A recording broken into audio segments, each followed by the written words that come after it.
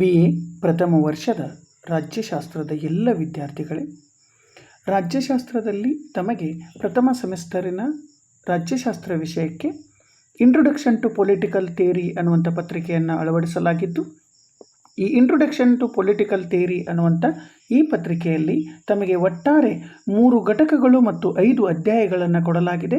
ಈ 5 ಅಧ್ಯಾಯಗಳಲ್ಲಿ 2ನೆಯ ಅಧ್ಯಾಯವಾಗಿರುವಂಥ approaches to the study of political theory ಅಥವಾ ಅದನ್ನು ಕನ್ನಡದಲ್ಲಿ ರಾಜಕೀಯ ಸಿದ್ಧಾಂತದ ಅಧ್ಯಯನದ ವಿಧಾನಗಳು ಅನ್ನುವಂಥ 2ನೆಯ ಅಧ್ಯಾಯವನ್ನು ನಾನು ಇವತ್ತು ನಿಮ್ಮ ಜೊತೆಗೆ ಚರ್ಚೆ ಮಾಡ್ತಾ ಇದ್ದು, ನಾನು ರಾಜೀವ್ ಭಜಂತ್ರಿ, ಸಹಾಯಕ ಪ್ರಾಧ್ಯಾಪಕರು, ಸರ್ಕಾರಿ ಪ್ರಥಮ ದರ್ಜೆ ಕಾಲೇಜು ಅಥಣಿ. ಆತ್ಮೀಯ ವಿದ್ಯಾರ್ಥಿಗಳೇ, ಇಂದು ನಾವು ರಾಜಕೀಯ ಸಿದ್ಧಾಂತದ ಅಧ್ಯಯನದ ವಿಧಾನಗಳು ಅಥವಾ approaches to the study of political theory ಅನ್ನುವಂಥ 2ನೆಯ ಅಧ್ಯಾಯವನ್ನು ನೋಡ್ತಾ ಇದ್ದು, ಈ 2ನೇ ಅಧ್ಯಾಯದಲ್ಲಿ ತಮಗೆ ಒಟ್ಟಾರೆಯಾಗಿ 6 ಅಧ್ಯಯನದ ವಿಧಾನಗಳನ್ನು ಕೊಡಲಾಗಿದೆ. ಅದರಲ್ಲಿ 3 ಸಾಂಪ್ರದಾಯಿಕ ವಿಧಾನಗಳು, ಅವುಗಳನ್ನು ನಾವು ಟ್ರೆಡಿಷ್ನಲ್ ಅಪ್ರೋಚಸ್ ಅಂತೇಳಿ ಕರಿತೀವಿ. ಅದರಲ್ಲಿ 1ನೇದು ಐತಿಹಾಸಿಕ ವಿಧಾನ, ಅದನ್ನು ನಾವು ಆಂಗ್ಲ ಭಾಷೆಯಲ್ಲಿ ಹಿಸ್ಟಾರಿಕಲ್ ಅಪ್ರೋಚ್ ಅಂತೇಳಿ ಕರಿತೀವಿ. 2ನೇದು ಕಾನೂನಾತ್ಮಕ ವಿಧಾನ, ಅದನ್ನು ನಾವು ಲೀಗಲ್ ಅಪ್ರೋಚ್ ಅಂತೇಳಿ ಕರಿತೀವಿ. 3ನೇದಾಗಿ ಇನ್ಸ್ಟಿಟ್ಯೂಷನಲ್ ಅಪ್ರೋಚ್, ಇದನ್ನು ನಾವು ಸಾಂಸ್ಥಿಕ ವಿಧಾನ ಅಂತೇಳಿ ಕರಿತೀವಿ. ಈ 3 ಸಾಂಪ್ರದಾಯಿಕ ವಿಧಾನಗಳಾದರೆ ಇನ್ನು 3 ಆಧುನಿಕ ವಿಧಾನಗಳನ್ನು ತಮ್ಮ ಅಧ್ಯಯನಕ್ಕೆ ಅಳವಡಿಸಲಾಗಿದೆ. 1ನೇದು ಬಿಹೇವಿಯರಲ್ ಅಪ್ರೋಚ್, ವರ್ತನವಾದ ಅನ್ನುವಂಥದ್ದು. 2ನೇದು ಪೋಸ್ಟ್ ಬಿಹೇವಿಯರಲ್ ಅಪ್ರೋಚ್, ಅದನ್ನು ವರ್ತನೋತ್ತರವಾದ ಅಥವಾ ವರ್ತನೋತ್ತರ ವಿಧಾನ ಅಂತೇಳಿ ಕರಿತೀವಿ. 3ನೇದು ಸಿಸ್ಟಮ್ ಅಪ್ರೋಚ್ ಅಂತೇಳಿದೆ, ಇದನ್ನು ನಾವು ವ್ಯವಸ್ಥಾ ವಿಧಾನ ಅಂತೇಳಿ ಕರಿತೀವಿ. ನೋಡಿ, ನಾವು ಈ ವಿಧಾನಗಳನ್ನು ಅಧ್ಯಯನ ಮಾಡೋಕ್ಕಿಂತ ಪೂರ್ವದಲ್ಲಿ ಈ ವಿಧಾನ ಅಂದರೆ ಏನು ಅನ್ನೋದನ್ನು ತಿಳಿದುಕೊಳ್ಳೋಣ. ನೋಡಿ, ವಿಧಾನ ಅಂದರೆ ಏನು ಅಂತಂದರೆ, ಯಾವುದೇ ಒಂದು ನಿರ್ದಿಷ್ಟ ವಿಷಯವನ್ನು, ಅಂದರೆ ನಾವು ಯಾವ ವಿಷಯವನ್ನು ಅಧ್ಯಯನ ಮಾಡಬೇಕು ಅಂತೇಳಿ ಅಂದ್ಕೊಂಡಿದ್ದೀವಲ್ಲ, ಆ ಯಾವುದೇ ಒಂದು ನಿರ್ದಿಷ್ಟ ವಿಷಯವನ್ನು ನಾವು ನೋಡುವ ದೃಷ್ಟಿಕೋನ ಮತ್ತು ಅದನ್ನು ನಾವು ಅರ್ಥ ಮಾಡಿಕೊಳ್ಳಿಕ್ಕೋ ಅಥವಾ ವಿವರಿಸಲಿಕ್ಕೋ ಬಳಸುವಂಥ ಮಾರ್ಗವನ್ನು, ದಾರಿಯನ್ನು ನಾವೇನಂತ ಕರಿತೀವಿ ಅಂದರೆ ವಿಧಾನ ಅಂತೇಳಿ ಕರಿತೀವಿ. ಈ ಯಾವುದೇ ಒಂದು ಅಧ್ಯಯನ, ಒಂದು ವಿಷಯವನ್ನು ನಾವು ತಿಳ್ಕೋಬೇಕಾಗಿತ್ತು ಅಂದರೆ, ತಿಳಿದುಕೊಳ್ಳಿಕ್ಕೆ ಪ್ರಯತ್ನ ಮಾಡಬೇಕಾಗಿತ್ತು ಅಂದರೆ ಏನು ಮಾಡ್ತೀವಿ ಅಂತಂದರೆ, ನಮಗೆ ಒಂದು ವಿಧಾನವನ್ನು ಬಳಸ್ತೀವಿ. ಇನ್ನು ಅದರ ಮುಂದುವರಿದ ಭಾಗವಾಗಿ ಅಧ್ಯಯನ ವಿಧಾನ ಅಂದರೆ ಏನು ಅಂತಂದರೆ, ಯಾವುದೇ ಒಂದು ವಿಷಯ ಅಥವಾ ಒಂದು ಪರಿಕಲ್ಪನೆಯನ್ನು, ಒಂದು ಸಂಗತಿಯನ್ನು ಅಧ್ಯಯನ ಮಾಡಲಿಕ್ಕೆ ಮತ್ತು ಅರ್ಥ ಮಾಡಿಕೊಳ್ಳಿಕ್ಕೆ ಅದರ ಕುರಿತು ನಾವು ಸಂಗ್ರಹಿಸುವಂಥ ಮಾಹಿತಿ, ಈ ಮಾರ್ಗ ಇದೆಯಲ್ಲ ಅಥವಾ ಮಾಹಿತಿಯ ದಾರಿ ಇದೆಯಲ್ಲ, ಇದನ್ನು ನಾವು ಅಧ್ಯಯನದ ವಿಧಾನ ಅಂಥೇಳಿ ಬಳಸ್ತೀವಿ. ಇನ್ನು ಗೊತ್ತಿರಲಿ ತಮಗೆ, ರಾಜ್ಯಶಾಸ್ತ್ರದ ಒಳಗಡೆ ಅಧ್ಯಯನದ ವಿಧಾನ ಮತ್ತು ಅಧ್ಯಯನದ ಪದ್ಧತಿ ಅನ್ನುವಂಥ 2 ಶಬ್ದಗಳನ್ನೂ ನಾವು ಬಳಸ್ತೀವಿ. ಆದರೆ ಅತಿ ಸೂಕ್ತವಾದಂಥ ಪದ ಯಾವುದು ಅಂದರೆ ಅಧ್ಯಯನದ ವಿಧಾನ ಅನ್ನುವಂಥದ್ದು ಸೂಕ್ತ ಪದವೇ ವಿನಃ ಪದ್ಧತಿ ಅನ್ನುವಂಥದ್ದು ಅಲ್ಲ. ಅದರಿಂದ ನಾವು ಇನ್ನು ಮುಂದೆ ವಿಧಾನ ಅನ್ನುವಂಥ ಶಬ್ದವನ್ನೇ ಬಳಸೋಣ. ಇನ್ನು ರಾಜ್ಯಶಾಸ್ತ್ರ ಅಧ್ಯಯನದ ವಿಧಾನಗಳಲ್ಲಿ ಆವಾಗಲೇ ಹೇಳಿದಾಗೆ 2 ವಿಧಾನಗಳಿದ್ದಾವೆ, 2 ರೀತಿಗಳಿದ್ದಾವೆ ಅಂತೇಳಿ ಹೇಳಿದೆ. 1ನೇದು ಸಾಂಪ್ರದಾಯಿಕ ವಿಧಾನಗಳು, 2ನೇದು ಆಧುನಿಕ ವಿಧಾನಗಳು. ಇಲ್ಲಿ ಒಂದು ಅಂಶವನ್ನು ತಾವು ನೆನಪಿಟ್ಕೊಳ್ಳಿ, ಸಾಂಪ್ರದಾಯಿಕ ವಿಧಾನಗಳು ಅಥವಾ ಹಿಂದಿನಿಂದ ನಡೆದುಕೊಂಡು ಬಂದಂಥ ವಿಧಾನಗಳು ಹೆಚ್ಚು ಊಹಾತ್ಮಕವಾಗಿರ್ತವೆ ಮತ್ತು ಹೆಚ್ಚು ವಿವರಣೆಯನ್ನು ಒಳಗೊಂಡಿರ್ತವೆ. ಈ ವಿಧಾನಗಳನ್ನು 1945ಕ್ಕಿಂತ ಪೂರ್ವದಲ್ಲಿ ಹೆಚ್ಚಾಗಿ ಬಳಸಿದ್ದನ್ನು ನಾವು ನೋಡ್ತೀವಿ. ಮತ್ತು ಈ ವಿಧಾನಗಳು ಮೌಲ್ಯಕ್ಕೆ ಹೆಚ್ಚು ಬೆಲೆಯನ್ನು ಕೊಟ್ಟಿರೋದನ್ನು ನಾವು ನೋಡ್ತೀವಿ. ಆದರೆ ಆಧುನಿಕ ವಿಧಾನಗಳು ಸಾಂಪ್ರದಾಯಿಕ ವಿಧಾನಗಳಿಗೆ ಪ್ರತಿಭಟನಾತ್ಮಕವಾಗಿ, ಅಂದರೆ ಆ ವಿಧಾನಗಳಲ್ಲಿರುವಂಥ ದೋಷಗಳನ್ನು ಎತ್ತಿ ಹೇಳಲಿಕ್ಕೆ ಈ ಆಧುನಿಕ ವಿಧಾನಗಳನ್ನು ರಾಜ್ಯಶಾಸ್ತ್ರದಲ್ಲಿ ಬಳಸಲ್ಪಡಲಾಗಿದೆ. ಆಧುನಿಕ ವಿಧಾನ ರಾಜ್ಯಶಾಸ್ತ್ರಕ್ಕೆ ವಿಜ್ಞಾನದ ಸ್ವರೂಪವನ್ನು ಕೊಡಲಿಕ್ಕೆ ಪ್ರಯತ್ನ ಮಾಡಿದೆ. ಅಂದರೆ ಇಲ್ಲಿ ಹೆಚ್ಚು ಊಹಾತ್ಮಕ ಮತ್ತು ವಿವರಣಾತ್ಮಕ ಕಡಿಮೆ ಇದ್ದು ವಸ್ತುನಿಷ್ಠವಾಗಿ ರಾಜ್ಯಶಾಸ್ತ್ರವನ್ನು ಅಧ್ಯಯನ ಮಾಡಬೇಕು ಅಂತೇಳಿ ಈ ಆಧುನಿಕ ವಿಧಾನಗಳು ಹೇಳ್ತವೆ. ಈ ವಿಧಾನಗಳು 1945ರ ನಂತರ ಬೆಳೆದು ಬಂದಂಥ ವಿಧಾನಗಳು. ಮತ್ತು ಸಾಂಪ್ರದಾಯಿಕ ವಿಧಾನಗಳು ಮೌಲ್ಯಕ್ಕೆ ಹೆಚ್ಚು ಬೆಲೆ ಕೊಟ್ಟರೆ, ಆಧುನಿಕ ವಿಧಾನಗಳು ಮೌಲ್ಯ ತಟಸ್ಥ ಅಥವಾ ಮೌಲ್ಯಕ್ಕೆ ಕಡಿಮೆ ಬೆಲೆಯನ್ನು ಕೊಟ್ಟಿರೋದನ್ನು ಅಥವಾ ಕಡಿಮೆ ಗಮನವನ್ನು ಕೊಟ್ಟಿರೋದನ್ನು ನಾವಿಲ್ಲಿ ನೋಡ್ತೀವಿ. ಇನ್ನು ತಮಗೆ ಹೆಚ್ಚು ಮಾಹಿತಿ ಇರಲಿ ಅಂತೇಳಿ ನಾವು ಒಟ್ಟಾರೆಯಾಗಿ ಈ ಅಧ್ಯಯನ ವಿಧಾನಗಳನ್ನು 2 ಭಾಗ ಮಾಡ್ತೀವಿ. ಒಂದು ಸಾಂಪ್ರದಾಯಿಕ ವಿಧಾನ, ಇನ್ನೊಂದು ಆಧುನಿಕ ವಿಧಾನ. ತಮಗೆ ಕೇವಲ 6 ವಿಧಾನಗಳು, 3 ಸಾಂಪ್ರದಾಯಿಕ ವಿಧಾನಗಳು ಮತ್ತು 3 ಆಧುನಿಕ ವಿಧಾನಗಳನ್ನು ಕೊಡಲಾಗಿದೆ. ಆದರೂ ತಮಗೆ ಗೊತ್ತಿರಲಿ, ಮೊದಲನೇದು ಐತಿಹಾಸಿಕ ವಿಧಾನ. ಇದರ ಪ್ರತಿಪಾದಕರು ಮೆಕ್ಯಾವೆಲ್ಲಿ, ಜಾರ್ಜ್ ಸಬೈನ್. ಇವರಿಬ್ಬರೇನ ಪ್ರತಿಪಾದಕರು ಅಂತಂದ್ರಲ್ಲ, ಹೆಚ್ಚು ಪ್ರತಿಪಾದನೆ ಮಾಡಿದವರು ಐತಿಹಾಸಿಕ ವಿಧಾನವನ್ನು ಮೆಕ್ಯಾವೆಲ್ಲಿ ಮತ್ತು ಜಾರ್ಜ್ ಸಬೈನ್. ಇನ್ನು ತತ್ವಶಾಸ್ತ್ರೀಯ ವಿಧಾನ, ಇದು ತಮ್ಮ ಅಧ್ಯಯನಕ್ಕಿಲ್ಲ. ಇದರ ಪ್ರಮುಖ ಪ್ರತಿಪಾದಕರು ಪ್ಲೇಟೋ, ಅರಿಸ್ಟಾಟಲ್, ಲಿಯೋ ಸ್ಟ್ರಾಸ್ ಇದ್ದರೆ, ಮೂರನೇದು ಕಾನೂನಾತ್ಮಕ ವಿಧಾನ. ಇದರ ಪ್ರಮುಖ ಪ್ರತಿಪಾದಕರು ಸಿಸಿರೋ, ಚಿನ್ಬೋಡಿನ್ ಮತ್ತು ಜಾನ್ ಆಸ್ಟಿನ್ ಅಂತೇಳಿ ಕರಿತೀವಿ. ಇನ್ನೊಂದು ಸಾಂಸ್ಥಿಕ ವಿಧಾನ. ಇದರ ಪ್ರತಿಪಾದಕರು ಲಾಸ್ಕಿ, ಆರ್ಥರ್ ಪ್ಲೆಂಟ್ಲಿ, ಜೇಮ್ಸ್ ಬ್ರೈಸ್ ಅಂತೇಳಿ ಕರಿತೀವಿ. ಇನ್ನು ಆಧುನಿಕ ವಿಧಾನದಲ್ಲಿ ಪ್ರಮುಖವಾಗಿರುವಂಥ ಸಮಾಜಶಾಸ್ತ್ರೀಯ ವಿಧಾನ, ಇದು ತಮ್ಮ ಅಧ್ಯಯನಕ್ಕಿಲ್ಲ.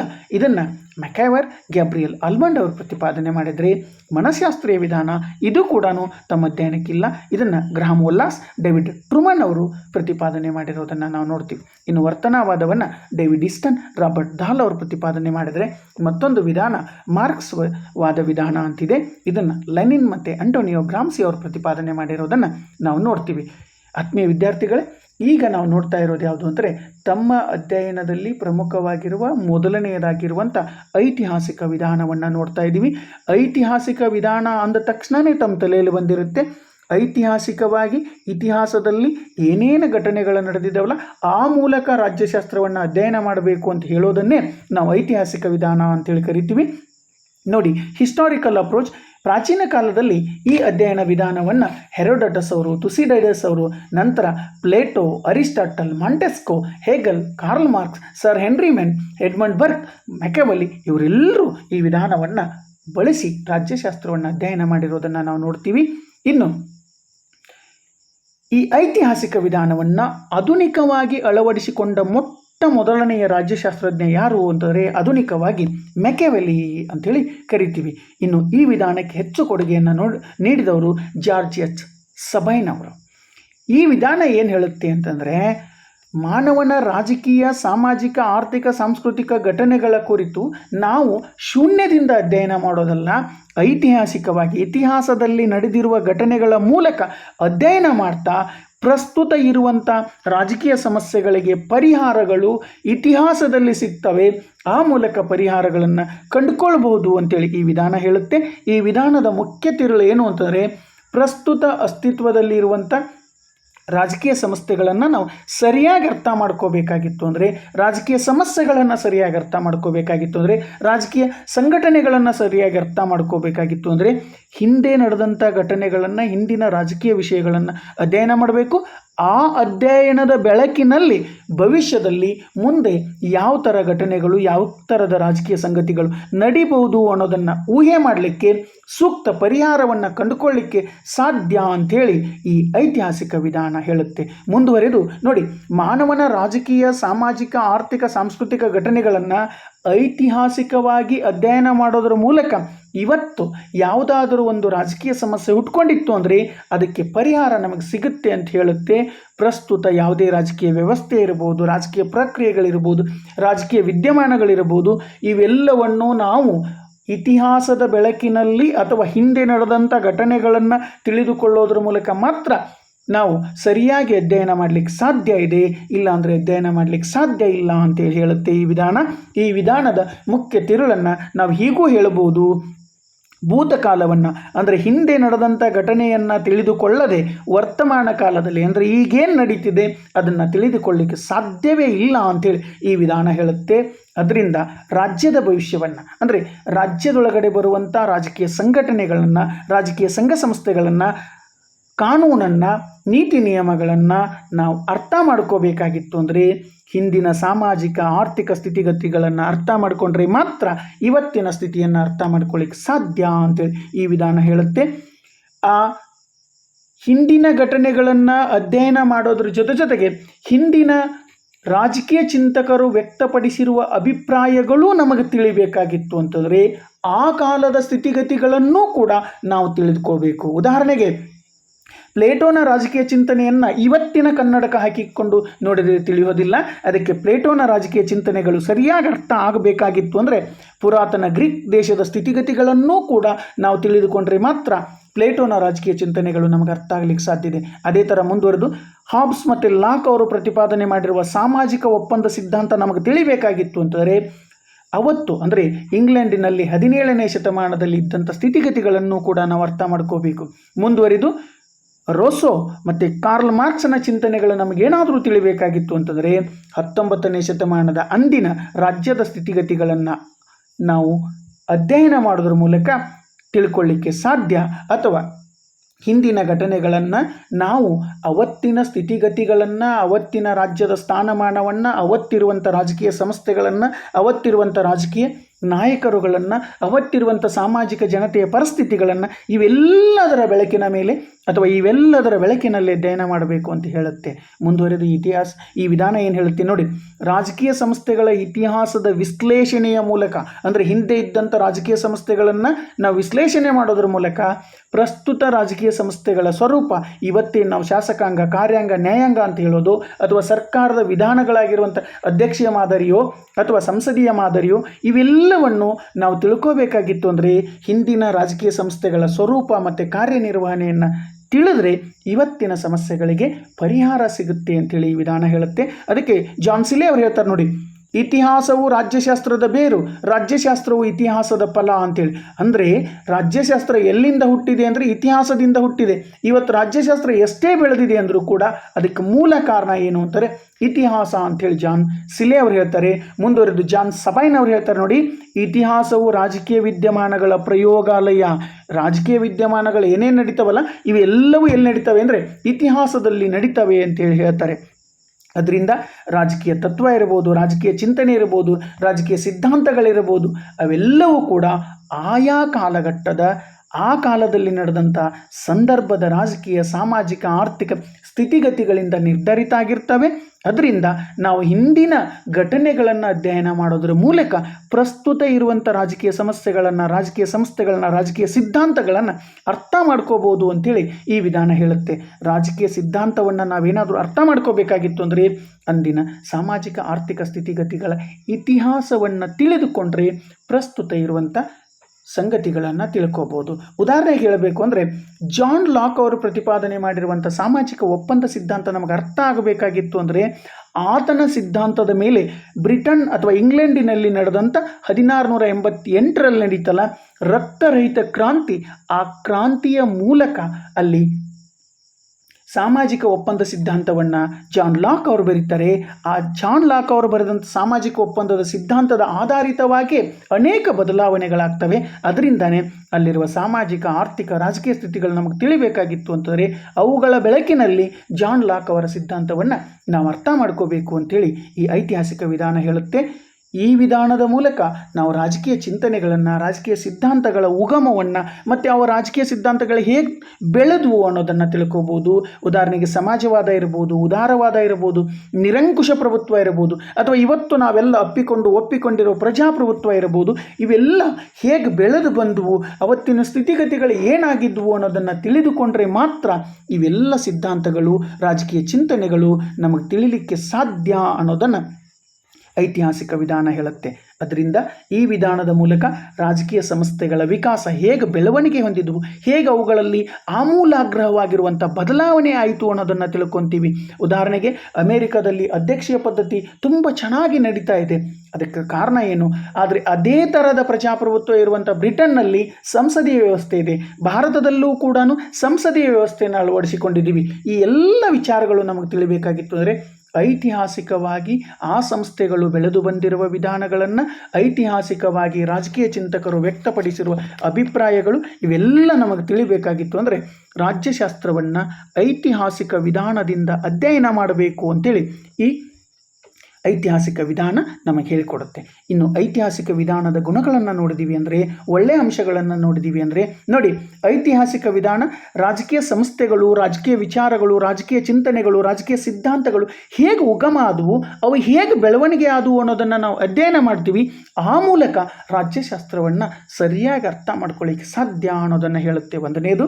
ಎರಡನೇದು, ಸಮಕಾಲೀನ ಅಂದರೆ ಇವತ್ತಿನ ರಾಜಕೀಯ ಸಂಸ್ಥೆಗಳು ಹೇಗೆ ಐತಿಹಾಸಿಕವಾಗಿ ಬೆಳೆದು ಬಂದವು ಮತ್ತು ಅವುಗಳ ಮೂಲ ಏನು ಅನ್ನೋದನ್ನು ನಾವು ತಿಳಿದುಕೊಂಡ್ರೆ ಅವು ಮುಂದೆ ಯಾವ ಥರ ನಮಗೆ ಸಹಕಾರಿ ಆಗಬಹುದು, ಅವುಗಳ ಸ್ಪಷ್ಟ ಭವಿಷ್ಯವನ್ನು ರೂಪಿಸಲಿಕ್ಕೆ ನಮಗೆ ಈ ವಿಧಾನ ಸಹಕಾರಿಯಾಗುತ್ತೆ. ಮೂರನೇದು, ಅದಕ್ಕೆ ಒಪಿ ಗೋಬಾ ಅವ್ರು ಹೇಳ್ತಾರೆ ನೋಡ್ರಿ, ಪ್ರಾಚೀನ ರಾಜಕೀಯ ಘಟನೆಗಳ ವಿಶ್ಲೇಷಣೆಯಿಂದ ಅಂದರೆ ಹಿಂದೆ ನಡೆದಂಥ ರಾಜಕೀಯ ಘಟನೆಗಳನ್ನು ನಾವು ಸರಿಯಾಗಿ ಅರ್ಥ ಮಾಡ್ಕೊಂಡಿವಿ ಅಂದರೆ ಕಾನೂನು ತಲುಪಿರುವ ಪ್ರಕ್ರಿಯೆಯನ್ನು ಮನವರಿಕೆ ಮಾಡಿಕೊಳ್ಳಲು ಮತ್ತು ಅರ್ಥೈಸಿಕೊಳ್ಳಲು ಸಹಕಾರಿ. ಅಂದರೆ ಇವತ್ತು ನಾವೇನು ಕಾನೂನಿನ ಆಡಳಿತ ಅನ್ನುವಂಥ ಹಂತಕ್ಕೆ ಬಂದಿದ್ದೀವಿ, ಕಾನೂನಿನ ದೃಷ್ಟಿಕೋನದಲ್ಲಿ ಪ್ರತಿಯೊಬ್ಬರು ಸಮಾನರು ಅನ್ನುವಂಥ ಹಂತಕ್ಕೆ ಬಂದಿದ್ದೀವಿ, ಅಥವಾ ಕಾನೂನೇ ಸರ್ವಶ್ರೇಷ್ಠ ಅನ್ನೋದು ಹಂತಕ್ಕೆ ಬಂದಿದ್ದೀವಲ್ಲ, ಇವೆಲ್ಲ ಹೇಗೆ ಬೆಳೆದು ಬಂದವು ಅನ್ನೋದನ್ನು ತಿಳಿದುಕೊಳ್ಳಿಕ್ಕೆ ನಮಗೆ ಸಹಕಾರಿಯಾಗುವಂಥದ್ದು ಯಾವುದು ಅಂತಂದರೆ ಐತಿಹಾಸಿಕ ವಿಧಾನ ಅನ್ನೋದನ್ನು ಒಪಿ ಗೋಬಾ ಅವರು ಹೇಳ್ತಾರೆ. ಇನ್ನು ರಾಜಕೀಯ ಸಂಸ್ಥೆಗಳ ವಿಕಾಸದ ಕ್ರಮ, ಕ್ರೊನಾಲಜಿ ಅಂತ ಏನು ಕರಿತೀವಲ್ಲ, ಹೇಗೆ ಇವತ್ತಿನ ರಾಜಕೀಯ ಸಂಸ್ಥೆಗಳು ಬೆಳೆದು ಬಂದಿದ್ದಾವೆ ಅನ್ನೋದನ್ನು ತಿಳಿದುಕೊಳ್ಳಲಿಕ್ಕೆ ಐತಿಹಾಸಿಕ ವಿಧಾನ ನಮಗೆ ಸಹಕಾರಿಯಾಗುತ್ತೆ. ಮುಂದುವರೆದು ಐದನೇ ಗುಣ ಯಾವುದು ಅಂತಾರೆ, ಅಥವಾ ಐದನೇ ಒಳ್ಳೆಯ ಅಂಶ, ವಿವಿಧ ತತ್ವಜ್ಞಾನಿಗಳು ಮತ್ತು ಚಿಂತಕರು ರಾಜ್ಯಶಾಸ್ತ್ರಕ್ಕೆ ಏನೇನು ಕೊಡುಗೆಗಳನ್ನು ಕೊಟ್ಟಿದ್ದಾರೆ ಅನ್ನೋದನ್ನು ತಿಳಿದುಕೊಳ್ಳಲಿಕ್ಕೆ ಸಹಕಾರಿಯಾಗುವ ವಿಧಾನ ಯಾವುದು ಅಂದರೆ ಐತಿಹಾಸಿಕ ವಿಧಾನ ಅಂತೇಳಿ ಕರಿತೀವಿ. ಇನ್ನು ಐತಿಹಾಸಿಕ ವಿಧಾನವು ಕೆಲವೊಂದಿಷ್ಟು ದೋಷಗಳಿಂದ, ಅವಗುಣಗಳಿಂದ ಕೂಡಿದೆ.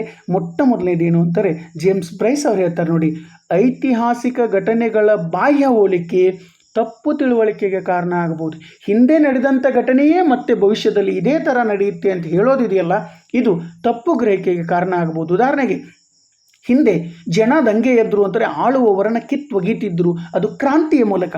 ಆದರೆ ಇವತ್ತು ಜನ ದಂಗೆ ಏಳೋದು ಇಲ್ಲ. ಜನಕ್ಕೆ ಆಳುವ ಸರ್ಕಾರ ಇಷ್ಟ ಆಗದೇ ಇದ್ದರೆ ಪ್ರಜಾಸತ್ತಾತ್ಮಕವಾಗಿ ಚುನಾವಣೆಯ ಮೂಲಕವೇ ಬದಲಾಯಿಸ್ತಾರೆ. ಇಲ್ಲಿ ಅಧಿಕಾರವನ್ನು ಕ್ರಾಂತಿಯ ಮೂಲಕ ಬದಲಾಯಿಸುವಂಥ ಪರಿಸ್ಥಿತಿ ಉದ್ಭವ ಆಗೋದಿಲ್ಲ ಅನ್ನೋದನ್ನು, ಅಥವಾ ಅದಕ್ಕೊಂದು ಉದಾಹರಣೆಯಾಗಿ ನೋಡಬಹುದು. ಐತಿಹಾಸಿಕ ಘಟನೆಗಳ ಬಾಯಿ ಹೋಲಿಕೆ ಕೆಲವು ಬಾರಿ ತಪ್ಪು ಗ್ರಹಿಕೆಗೆ ಕಾರಣ ಆಗುತ್ತೆ ಅಂತ ಹೇಳ್ತೀವಿ. ಇನ್ನು ಡೇವಿಡ್ ಈಸ್ಟನ್ ಇವರು ವರ್ತನವಾದದ ಮಹಾನ್ ಪ್ರತಿಪಾದಕರು. ಇವರು ಹೇಳ್ತಾರೆ ನೋಡಿ, ರಾಜಕೀಯ ಸಿದ್ಧಾಂತಿ ತನ್ನ ಮೌಲ್ಯಗಳನ್ನು ಇತಿಹಾಸದೊಡನೆ ಮಿಶ್ರಣ ಮಾಡಿ ತನ್ನ ಮೌಲ್ಯಗಳನ್ನು ಎತ್ತಿ ಹಿಡಿಬೋದು. ತನಗಣಿಸಿರುವ ವಿಚಾರಧಾರೆಗಳನ್ನೇ ಇತಿಹಾಸದಲ್ಲಿ ಹೀಗೆ ನಡೆದಿತ್ತು, ಇದು ಸರಿಯಾದದ್ದು ಅನ್ನೋದನ್ನು ಹೇಳಬಹುದು ಅಂತೇಳಿ ಅವರು ಟೀಕೆ ಮಾಡ್ತಾರೆ. ಮೂರನೇದು, ಐತಿಹಾಸಿಕ ವಿಧಾನವನ್ನು ಅನುಸರಿಸಿದರೆ ಸಂಶೋಧಕನ ಅಭಿಪ್ರಾಯಗಳ ಮೇಲೆ ಅವನ ಧಾರ್ಮಿಕ ನಂಬಿಕೆಗಳು, ಅವನ ಪೂರ್ವಾಗ್ರಹ ಪೀಡನೆಗಳು, ಅವ ಯಾವುದನ್ನು ಪ್ರತಿಪಾದನೆ ಮಾಡ್ತಾನಲ್ಲ ಅದೇ ಸರಿಯಾದ ವಿಧಾನ ಅಂತ ಹೇಳಲಿಕ್ಕೆ ಇಲ್ಲಿ ಅವಕಾಶ ಇದೆ. ಇನ್ನು ನಾಲ್ಕನೇದು, ಈ ವಿಧಾನ ಭೂತಕಾಲದ ಹಿಂದೆ ನಡೆದಂಥ ಘಟನೆಗಳಿಗೆ ಮತ್ತು ಅನುಭವಗಳಿಗೆ ಅತಿಯಾದ ಪ್ರಾಮುಖ್ಯತೆಯನ್ನು ಕೊಟ್ಟು ವರ್ತಮಾನದ ಮತ್ತು ಭವಿಷ್ಯದ ವಿಚಾರಗಳನ್ನು ಮರೆಮಾಚುತ್ತೆ ಅಂತೇಳಿ ಇದರ ವಿರುದ್ಧ ಟೀಕೆ ಮಾಡಲಾಗಿದೆ. ಈ ವಿಧಾನವನ್ನು ಅಳವಡಿಸಿಕೊಳ್ಳುವಂಥ ವಿದ್ವಾಂಸರು ತುಂಬ ಆಳವಾಗಿ ಅಧ್ಯಯನ ಮಾಡಿ ಅತ್ಯಲ್ಪ ಕೊಡುಗೆಯನ್ನು ಕೊಡ್ತಾರೆ. ಇವರು ಆಳವಾಗಿ ಅಧ್ಯಯನ ಮಾಡಿದರೂ ಕೂಡ ಹಿಂದೆ ಹೇಗಿತ್ತು ಅನ್ನೋದನ್ನು ಅಧ್ಯಯನ ಮಾಡ್ತಾರೆ, ಮುಂದೆ ಏನಾಗಬೇಕು ಅನ್ನೋದರ ಕೊಡುಗೆ ಕಡಿಮೆ ಇರುತ್ತೆ ಅಂತೇಳಿ ಇದರ ವಿರುದ್ಧ ಟೀಕೆ ಮಾಡಲಾಗಿದೆ. ಈ ವಿಧಾನ ಪ್ರಸ್ತುತ ರಾಜಕೀಯ ಸಮಸ್ಯೆಗಳಿಗೆ ಪರಿಣಾಮಕಾರಿಯಾಗಿ ಪರಿಹಾರವನ್ನು ನೀಡಲಾರದು. ಹಿಂದೆ ಹೇಗಿತ್ತು ಅನ್ನೋದು ಮುಖ್ಯ ಅಲ್ಲ, ಮುಂದೆ ಹೇಗಿರಬೇಕು, ಪ್ರಸ್ತುತ ಹೇಗೆ ಇದೆ ಅನ್ನೋದು ಮುಖ್ಯ. ಅದಕ್ಕೆ ವೈಜ್ಞಾನಿಕ ವಿಧಾನದಿಂದ ಇದನ್ನು ಟೀಕೆ ಮಾಡಲಾಗಿದೆ. ಇನ್ನು ಏಳನೇದು, ಈ ವಿಧಾನದ ಮೂಲಕ ರೂಪಿಸಲ್ಪಡುವಂಥ ಸಿದ್ಧಾಂತಗಳು ಯಾವಾಗಲೂ ಸಾರ್ವತ್ರಿಕವಾಗಿ ಇರಲಾರು, ಅದರ ಜೊತೆಗೆ ಸರ್ವಕಾಲಿಕ ಆಗಿರಲಾರು. ಎಲ್ಲರೂ ಒಪ್ಪಿಕೊಳ್ಳುವ ಮತ್ತು ಎಲ್ಲರೂ ಸರಿ ಎನ್ನುವಂಥ ಅಥವಾ ಎಲ್ಲ ಭಾಗದಲ್ಲಿ ಇರುವಂಥ ಸಿದ್ಧಾಂತಗಳಾಗಲಿಕ್ಕೆ ಸಾಧ್ಯ ಇಲ್ಲ. ಕಾರಣ, ಒಂದು ಕಾಲಘಟ್ಟಕ್ಕೆ ಹಿಂದೆ ಒಂದು ಪ್ರದೇಶಕ್ಕೆ ಸೀಮಿತವಾಗಿರುವಂಥ ಸಿದ್ಧಾಂತವು, ರಾಜಕೀಯ ವಿಚಾರವು ಪ್ರಸ್ತುತಕ್ಕೆ ಯೋಗ್ಯ ಆಗಲಿಕ್ಕಿಲ್ಲ ಅನ್ನೋದು ಇದರ ವಿರುದ್ಧ ಮಾಡಲಾಗಿರುವಂಥ ಟೀಕೆ ಅನ್ನೋದನ್ನು ನಾವು ನೋಡ್ತೀವಿ. ಆತ್ಮೀಯ ವಿದ್ಯಾರ್ಥಿಗಳೇ, ಇದುವರೆಗೂ ನಾವು ರಾಜ್ಯಶಾಸ್ತ್ರ ಅಧ್ಯಯನದ ವಿಧಾನಗಳಲ್ಲಿ ಮುಖ್ಯವಾಗಿ ಇರುವಂಥ ಐತಿಹಾಸಿಕ ವಿಧಾನವನ್ನು ತಮ್ಮ ಜೊತೆಗೆ ಚರ್ಚೆ ಮಾಡಿದ್ದು. ಮುಂದಿನ ವಿಡಿಯೋದಲ್ಲಿ ಎರಡನೆಯ ವಿಧಾನವನ್ನು ತಮ್ಮ ಜೊತೆಗೆ ಚರ್ಚೆ ಮಾಡ್ತೀನಿ ಅಂತ ಹೇಳ್ತಾ ಧನ್ಯವಾದಗಳು.